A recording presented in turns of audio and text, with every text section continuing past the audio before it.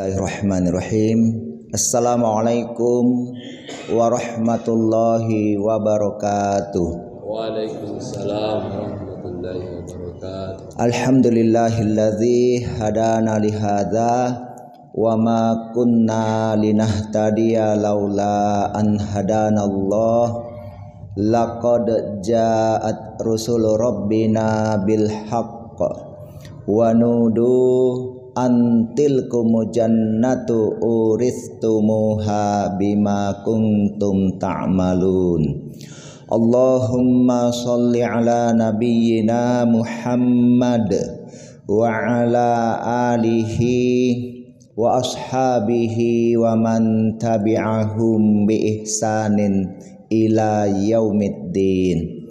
Alhamdulillah, jamaah maghrib rahimakumullah dan para penonton channel Al-Mukhlisin Baraya dimanapun berada.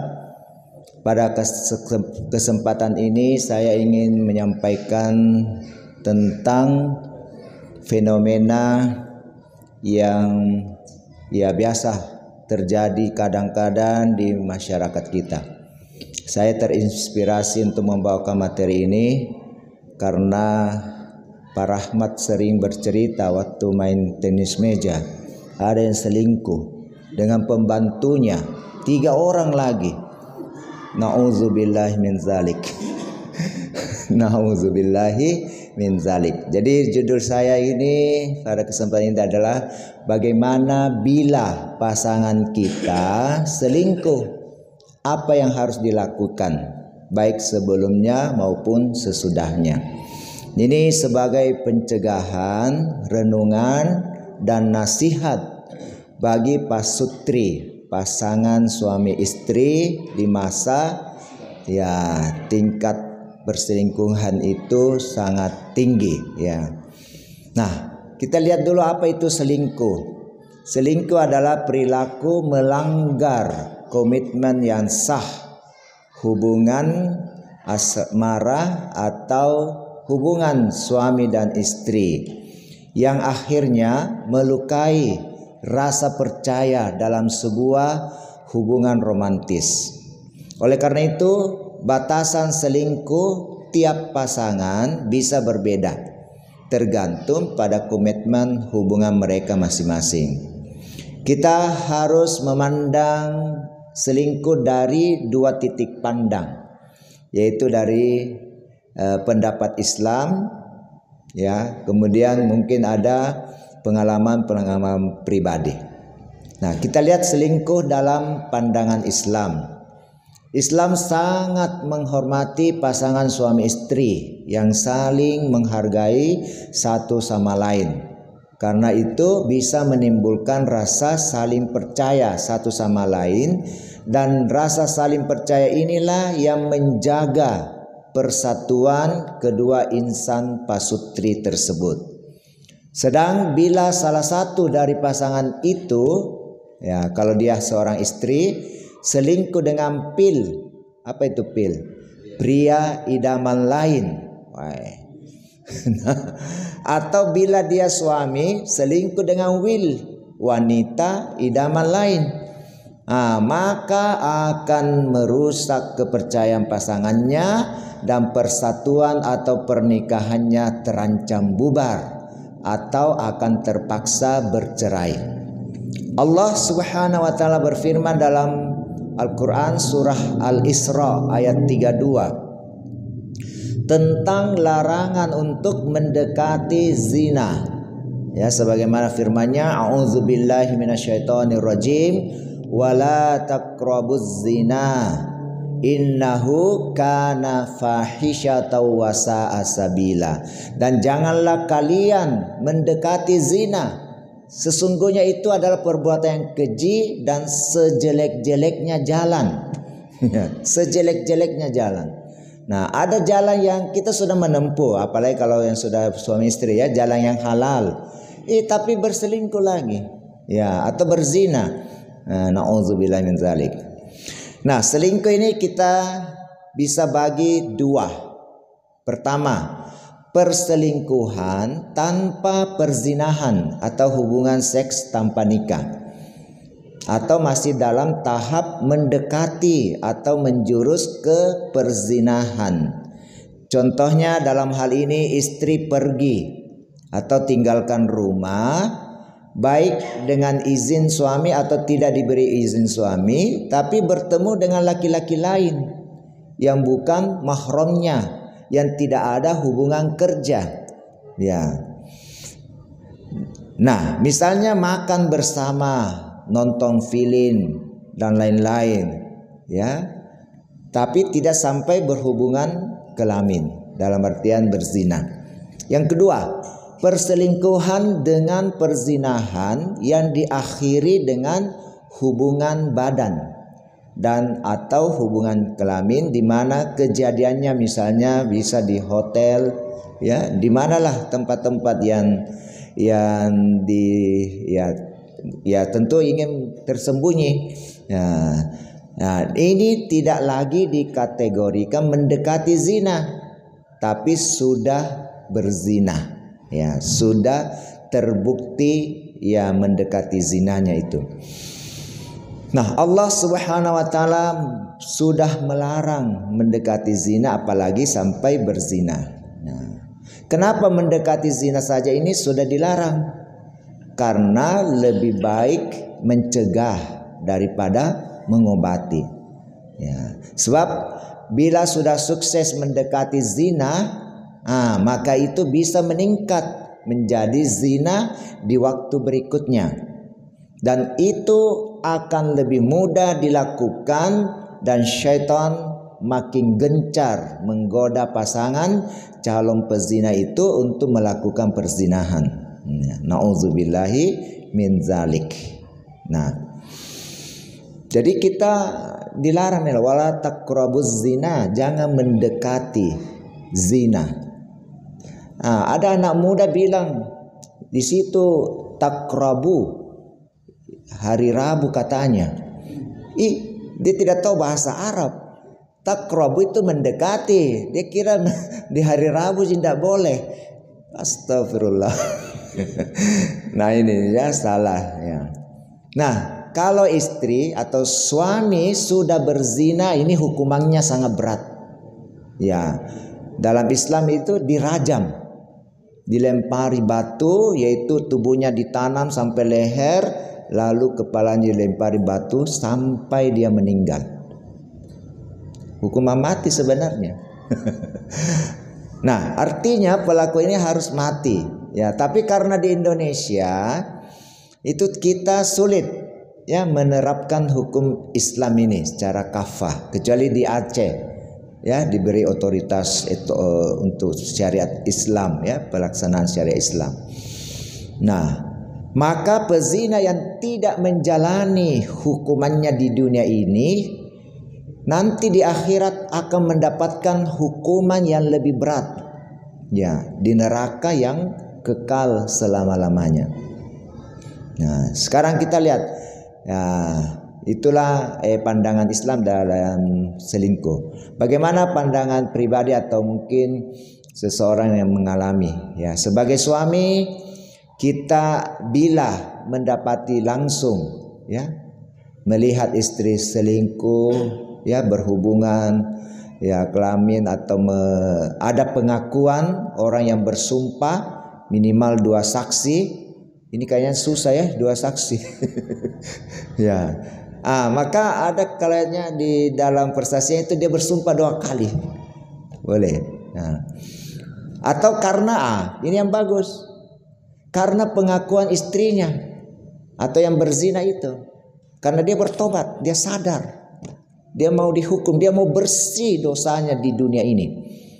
Nah, atau karena menjadi hamil, itu kan pasti siapa yang menghalimi ini? Kenapa bisa? Cuman kadang-kadang ada orang untuk menghindari sebelum besar kandungannya, ya dia aborsi, kan, melakukan pengguguran kandungan. Ini yang sulit juga, tapi ya bisa saja diketahui, ya, kalau lihat. Nah, ini misalnya terjadi, maka sebagai suami yang taat beragama Islam harus berdasarkan hukum Islam, yaitu istri harus dirajam. Nah, tapi ya kalau tidak dilakukan dirajam itu, ya, maka sebagaimana dalam Quran surah An-Nur surah ke-24 ayat 3, ya, Allah Subhanahu wa taala berfirman, Az-zani la yankihu illa zaniyatan au musyrikatin au musyrikatan waz-zaniyatu la yankihuha illa zanin au musyrik, ya, wa hurrima dzalika 'alal mu'minin. Pezina laki-laki itu tidak boleh menikah kecuali dengan pezina perempuan atau dengan perempuan musyrik. Ya. Jadi itu gambarannya pezina disamakan dengan orang musyrik. Seakan tidak percaya dengan Allah, syirik, dan dosa syirik saya kira kita tahu tidak akan diampuni. Ya. Dan pezina perempuan tidak boleh menikah kecuali dengan pezina laki-laki atau dengan laki-laki musyrik. Dan yang demikian itu diharamkan bagi orang-orang beriman. Haram. Maka kalau salah satu di antara pasangan kita ya ada yang berzina, tidak halal lagi. Kecuali dia dua-duanya berzina, ini yang jadi masalah lagi. Nah, karena diharamkan bagi orang mukmin, maka suami harus menceraikan istrinya yang sudah berzina itu. Kalau dia tidak dihukum. Kalau dia dihukum dengan kesadarannya, kerelaan, dia itu artinya bertobat, bersih. Kita terima, jangan diceraikan, jangan. Ya. Yang namanya manusia kan memang pasti bersalah. Pasti ada bersalah. Dan sebaik-baik orang yang bersalah itu adalah segera bertobat. Nah, kalau istrinya bertobat mau dihukum bersih, jangan. Dia jadi istri kita. Nanti di akhirat dia sudah bersih dosanya di dunia ini. Insya Allah di akhirat ketemu. Ya, walaupun mungkin jalannya begitu, ya. Nah, baru boleh kita menikah. Jadi jangan langsung dicerai. Terima, dia tetap beriman, kembali, artinya imannya kembali insya Allah. Nah, suami ini adalah pemimpin atau imam dalam suatu rumah tangga.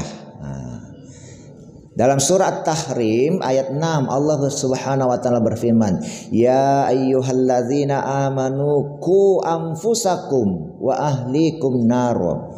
Wahai sekalian orang-orang yang beriman, jagalah diri kalian dan keluarga kalian dari api neraka. Jadi ini sebenarnya harus kita berusaha mencegah dulu, menjaga keutuhan rumah tangga, keharmonisan rumah tangga kita. Nah, jadi upaya-upaya pencegahan itu ya tentu ya kita akan lihatlah, lanjut saja langsung ya. Nah, dengan tanggung jawab yang berat ini, suami akan dimintai pertanggungjawaban di akhirat kelak. Ya. Selama suami sudah melarang istrinya untuk keluar rumah, ya, tanpa keperluan yang syar'i, dibenarkan syariat. Nah, namun istrinya tetap keluar dan bahkan bertemu dengan laki-laki lain tanpa izin suaminya atau sepengetahuan suaminya, atau mencuri-curi kesempatan. Misalnya saat suami bekerja di luar rumah, dia keluar selingkuh, dia tidak mematuhi itu, atau membiarkan ada laki-laki lain masuk ke rumahnya, yang bukan mahramnya ya, untuk selingkuh, bahkan berzina, maka hal itu sudah bukan lagi kesalahan suami. Suami sudah melarang, menjaga, menasihati, ya. Tapi murni kesalahan istri. yang harus mempertanggungjawabkan sendiri di akhirat kelak. Ya, dan suami tidak dimintai pertanggungjawaban kelak di akhirat. Nah, maka ya suami harus menceraikan istrinya itu, ya. Nah, jadi karena apa? Ya, karena dikhawatirkan akan berulang lagi perselingkuhan dengan laki-laki itu atau dengan laki-laki lain lagi. Karena sudah menjadi kebiasaan atau ketagihan karena keenakan dan kesetanan, ya, sehingga ingin mengulang lagi dan terus mengulang lagi karena tidak dihukum rajam, ya, dan bisa jadi tanpa sempat bertobat, ya, dengan sesungguhnya, ya, istri itu sampai meninggal. Nah, jadi bila suami, ya, segera menceraikan istrinya yang sudah berzina itu, maka suami ini terbebas dari tuntutan istrinya di akhirat kelak, ya. Tapi kalau dia masih, waduh, ya gimana deh, ya jadi tuntutan, ya. Ya, bahkan sangat mengaruhi anaknya juga, ya. Nah, siapakah yang suka menggoda istri untuk selingkuh atau berzina? Dia itu adalah jin dasim namanya, yang menciptakan ketidakakuran di antara suami dan istri dengan harapan agar mereka berpisah. Syekh Zaki Alatas menjelaskan bahwa fenomena kehadiran syaitan atau jin pengacau rumah tangga ini dikenal dengan nama jin dasim. Jadi jangan kasih nama anak tak dasim deh, jangan. Kasim boleh, Kosim, jangan dasim. Ini jin ini yang merusak, ya, membuat retak rumah tangga, broken home, ya. Menurutnya syaitan ini memiliki semangat yang luar biasa untuk merusak hubungan suami istri, ya, terutama saat keduanya sedang beribadah. Kadang-kadang juga sedang beribadah cekcok. sedang ibadah, pergi mungkin haji atau apa, cekcok juga sampai gimana. Aduh, nauzubillah min zalik. Syekh Zaki Alatas juga membedakan tugas syaitan saat pasangan sedang berpacaran dengan saat mereka sudah menikah. Beda strateginya. Saat pacaran, syaitan dasim ini berusaha menyatukan laki-laki dan perempuannya. Belum sah maksudnya, berusaha. Sedangkan setelah dalam pernikahan, syaitan justru berupaya menjauhkan suami istri. Makanya tolong hati-hati kalau kita sudah mulai lirik-lirik wanita lain, atau sebaliknya juga, ya, sudah lirik-lirik pria lain. Nah, itu sudah mulai itu kerja itu setan dasim sudah mulai berhasil, ya, tahap demi tahap. Menurut kitab tafsir At-Tabari, jin dasim ini termasuk salah satu dari 5 keturunan iblis yang bertekad untuk menggoda manusia.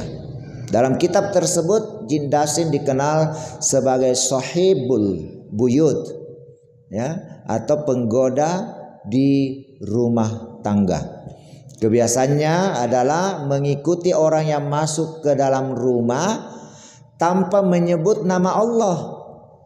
Jadi tolong hati-hati kalau dari luar, dari rumah. Usahakan beri salam, baca doa. Bismillahi walajna wa bismillahi kharajna wa 'alallahi tawakkalna. Itu doa masuk rumah. Bismillahi walajna, dengan nama Allah saya masuk. Wa bismillahi kharajna, dan dengan nama Allah saya keluar. Wa 'alallahi tawakkalna, dan kepada Allah lah saya bertawakal. Ini doanya, ya. Mudah-mudahan dihafal. Kalau tidak, dalam bahasa Indonesia saja minimal, ya. Jadi mengucapkan salam, doa. Nah, hal ini kalau akan memungkinkan jin itu masuk rumah dan terlibat dalam berbagai aktivitas dalam rumah kalau kita tidak berdoa mencegah. Termasuk saat suami istri berhubungan intim, makanya dianjurkan untuk berdoa ya. Apa doanya? Ini yang bapak-bapak yang sudah ini. Allahumma jannibna syaitana wa jannibis syaitana ma razaqtana. Sudah hafal, bisa ini berhubungan. Kalau yang belum hafal dulu deh. Rasulullah SAW mengajarkan doa khusus untuk menghalau jin dasin ini ya. Selain menekankan pentingnya adab masuk tadi ya. Nah, dari mari kita ada lebih khusus lagi ya, macam-macam. Nah, semoga Allah melindungi kita dari berbuat maksiat, termasuk selingkuh dan berzina ya. Nah, kita lihat ya kita berdoa semoga istri kita itu senantiasa dilindungi dari godaan laki-laki jahat ya, yang kelihatannya baik dan lemah lembut. Ya, padahal dengan segala tipu dayanya hanya ingin menikmati tubuhnya ya. Ya, dan habis manis sepah dibuang. Dalam arti sudah berzina dan diceraikan. Ya, ini peringatan buat wanita ya, istri. Laki-laki itu tidak juga mau menikahinya ya, atau bahkan menikah dengan wanita lain ya, dan tinggallah ya si istri ini yang berzina sendiri dengan harga diri yang diinjak-injak, hina, menunggu hukuman ya, dan kalau tidak sampai diterima tobatnya akan dimasukkan neraka yang kekal selama-lamanya. Nauzubillahi min zalik. Nah, sekarang bagaimana cara menjauhi perselingkuhan atau perzinahan? Ya, ini perlu kita lihat banyak cara. Nah, memang kasus perselingkuhan suami itu lebih banyak dibanding perselingkuhan istri. Jadi lebih banyak laki-laki yang ini kebetulan banyak laki-laki yang hadir di masjid. Ini buat peringatan buat kita. Ibu-ibu ada juga. Oh ya, alhamdulillah ya. Tapi hati-hati juga. Nah, itu jadi apa ya? Suami. Ya, misalnya ya suami lebih dulu selingkuh dengan Will. Lalu ketahuan istrinya. Namun tidak juga bercerai. Istrinya tidak minta cerai, padahal istri itu bisa menuntut cerai ya ketika suaminya berselingkuh, dan insya Allah bisa dikabulkan oleh pengadilan agama. Apalagi kalau perselingkuhan suami itu sudah dikategorikan dengan perzinahan. Kalau perselingkuhan yang masih belum ya, baru mendekati ya tidak sampai ya, tapi sudah warning ya. Nah, terlebih lagi membuat Will itu hamil di luar pernikahan. Wah, ini kan harus bertanggung jawab bagaimana? Ya.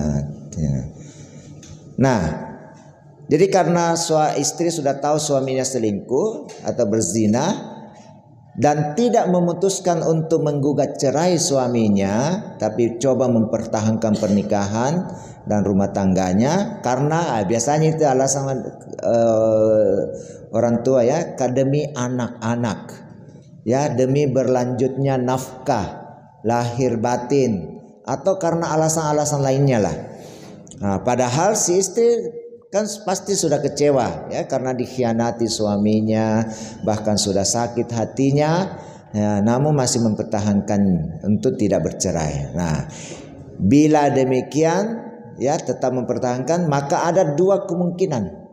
Yang pertama, si suami akan terus mengulangi perselingkuhan atau perzinahannya dengan willnya yang sama atau dengan will yang lain yang baru lagi. Nauzubillah min zalik. Begitupun sebaliknya si istri yang berselingkuh misalnya, ya sebaliknya juga begitu. Yang kedua, si istri akan melakukan pembalasan Bagaimana caranya? Dengan berselingkuh juga. Nah, balas toh. Ini tambah kacau ini. Dengan pil ya yang lain sebagai bentuk pembalasan atas pengkhianatan suaminya, atau dengan dalih menyembuhkan sakit hatinya, dan lain-lain alasan yang bisa dibuat-buat oleh si istri ya. Maka selesailah tugasnya Jim Dasim. Ya, karena sudah bisa membuat pasangan suami istri itu selingkuh ya, tinggal menunggu waktu untuk bercerai ya. Nah, ya, atau minimal paling lambat di akhirat masuk neraka ya. Nah, sekarang bagaimana cara menghindari perselingkuhan? Pak Sutri itu harus bekerja ekstra keras ya, bersama-sama ini dalam berupaya tidak mendekati perselingkuhan atau perzinahan, karena Allah Subhanahu wa taala telah melarang. Mendekati saja itu dilarang ya, apalagi melakukannya. Banyak tips yang bisa mencegah perselingkuhan atau perzinahan ini ya. Karena kalau sudah terjadi ya perzinahan, maka tipsnya itu hanya satu tadi, bercerai ya, atau dia dihukum kalau memang bertobat ya. Nah, pertama, banyak bersyukur kepada Allah.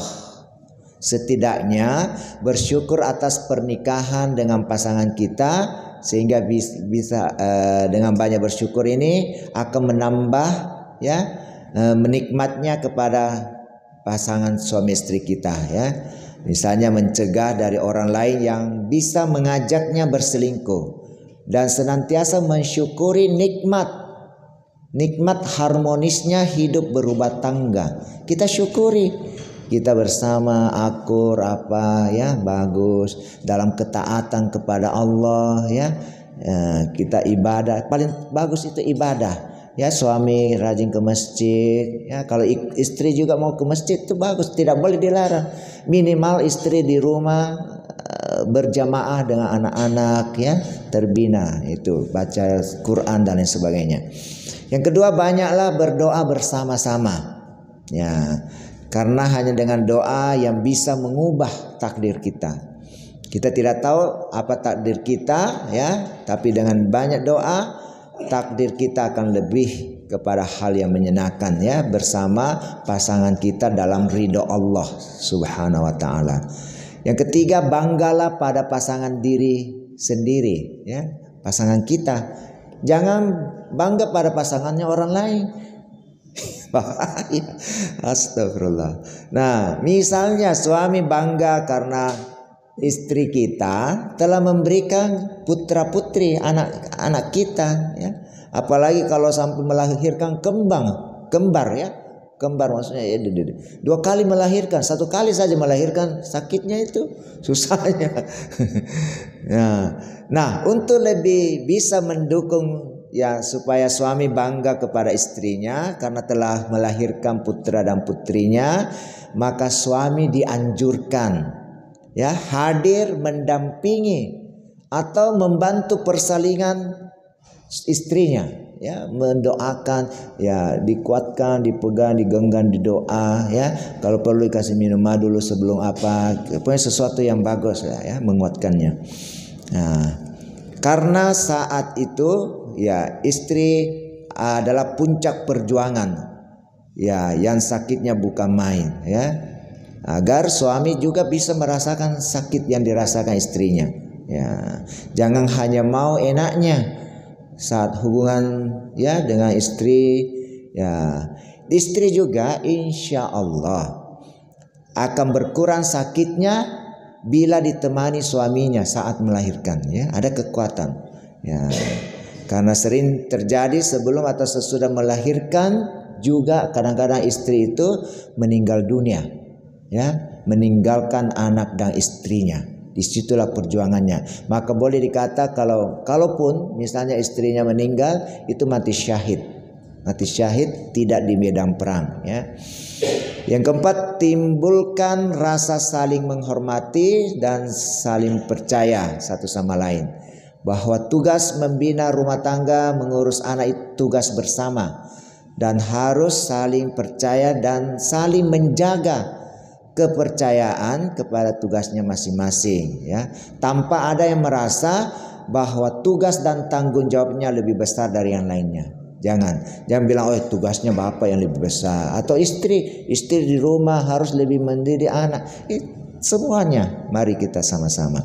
Yang kelima, saling menasihati dan mau menerima nasihat dari pasangan kita, terutama nasihat dalam menjalankan perintah Allah dan nasihat dalam menjauhi larangan Allah. Kalau kita merasa tidak bisa menasihati pasangan kita misalnya, maka gunakan media orang tua sebagai penasihat, ya, atau lewat ustadz. Hadiri bersama pengajian-pengajian, ya, atau media dakwah melalui online ataupun offline seperti sekarang, ya, ada kita serta membagikannya. Ya, mungkin karena istri kita tidak hadir, sampaikan itu. Ya, nanti saya akan berikan juga tertulisnya, ya. Nah, agar ada kebersamaan dalam taat kepada Allah, termasuk ya, nasihat untuk tidak mendekati, ya, atau inilah ya will atau pil yang lain, ya, baik di online, di medsos itu banyak itu godaan-godaan. Saya kadang dapat chat, ada yang bilang, "Kak, bagaimana Kak, ini saya kenalan apa?" Ya ampun, siapa ini? Saya tidak layani, ya, saya blokir atau apa. Jangan dilayani. Boleh saja kita ini telepon, tapi memang nasihati dia. Jangan kita yang tergoda, balas dengan ini. Ya, sudah lama-lama dia tahu ini sudah mulai tergoda. Ya, janjian lagi ketemu di mana? Di kafe, di bioskop, atau di mobil, ya, mungkin di kamar hotel. Nauzubillahi min zalik. Ya. Nah, tetapkan tujuan bersama bahwa ingin bersama-sama bahagia di dunia sampai akhirat kelak. Ya, tetap bertemu bersama-sama sekeluarga dalam surganya, ya, dan terhindar sekeluarga juga dari nerakanya. Ketujuh, selalu tulus ikhlas menjalankan tugas masing-masing dalam rumah tangga dan selalu mengharap ridha Allah Subhanahu wa taala, ya, dengan pemahaman bahwa hidup bersama berumah tangga di dunia hanya singkat, ya. Dan kelak akan terpisahkan oleh ajal, ya, entah siapa yang duluan, ya, dan cepat atau lambat kita juga yang belakangan akan dipanggil juga, akhirnya sama-sama akan menunggu hari berbangkit, itulah hari kiamat, ya, hari akhirat yang kekal selama-lamanya. Nah, ya, saya kira inilah yang saya sampaikan. Ya, mari kita canangkan, permudahlah pernikahan dan persulit perceraian, ya, serta cegahlah perselingkuhan, ya. Semoga Allah Subhanahu wa taala, ya, memberikan yang terbaik buat kita, pasangan kita, anak-anak kita, seterusnya sampai akhir hayat kita, ya, sampai bertemu kembali di surga kelak. Inilah yang saya sampaikan. Hadanallahu wa iyyakum ila siratil mustaqim, wabillahi taufik wal inayah. Wassalamualaikum warahmatullahi wabarakatuh.